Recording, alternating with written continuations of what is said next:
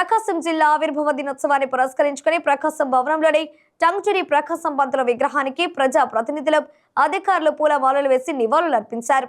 రాష్ట్ర సాంఘిక సంక్షేమ శాఖ మంత్రి డోల శ్రీబాల వీరాంజనేయ స్వామి, ఒంగోలు శాసనసభ్యులు దామచల జనార్దన్ రావు, సంతృతలపాడు శాసనసభ్యులు BN Vijay Kumar, agricultural corporation chairman Mareddy Srinivasa Reddy ఇతర అధికారులు పూలమాలలు వేసి నివాళులర్పించారు. ముందుగా మంత్రి జాతీయ జెండాను ఎగరవేశారు. అనంతరం మంత్రి స్వామి మీడియాతో మాట్లాడారు.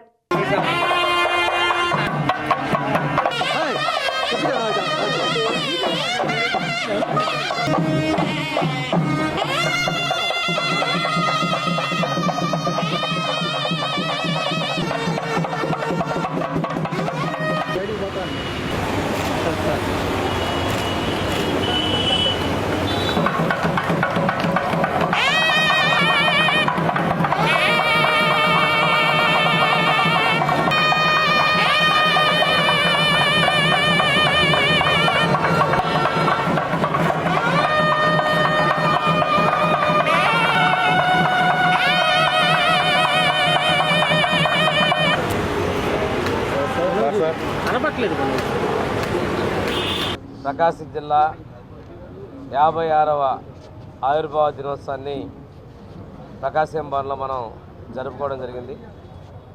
ప్రకాశం పంతులు గారి విగ్రహానికి పూలమాలలతో నివాళులు అర్పించడం జరిగింది. ఆ రోజు నెల్లూరులో ఉన్నటువంటి వెనుకబడిన ప్రాంతమైనటువంటి కందుకూరు తాలూకా, గుంటూరులో ఉన్నటువంటి వెనుకబడిన తాలూకా అయినటువంటి ఒంగోలు తాలూకాని, కర్నూలులో ఉన్నటువంటి వెనుకబడిన ప్రాంతం మార్కాపురం తాలూకాతోటి ప్రకాశం జిల్లా ఏర్పాటు జరిగింది. తదనంతరం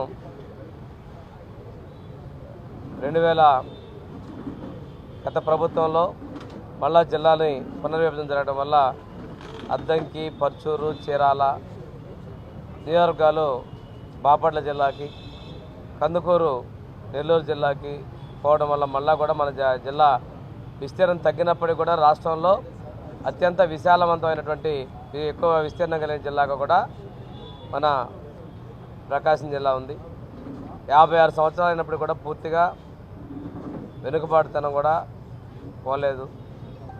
ఈరోజు మన ప్రభుత్వం ఉన్నటువంటి లక్ష్యాల ప్రకారం పశ్చిమ ప్రాంతంలో ఉన్న వెలుగొండ ప్రాజెక్టు పూర్తి చేయటం, ఉమ్మడి జిల్లాలోని కందుకూరు ప్రాంతంలో ఆ రోజు పేపర్ మిల్ కూడా మన ప్రభుత్వంలో పోర్టు తీసుకున్నట్లయితే ఏషియన్ పల్ప్ పేపర్ మిల్కి పోయినప్పటికీ కూడాను ఇప్పుడు బీపీసీఎల్ రిఫైనరీ కూడా ఏర్పాటు చేయటం, సమీపంలోనే ఉమ్మడి కందుకూరు జిల్లా కూడా, కందుకూరు నియోజకవర్గం కూడా తిరిగి ప్రకాశం జిల్లాకి వచ్చేటువంటి పరిస్థితులు ఉన్నాయి.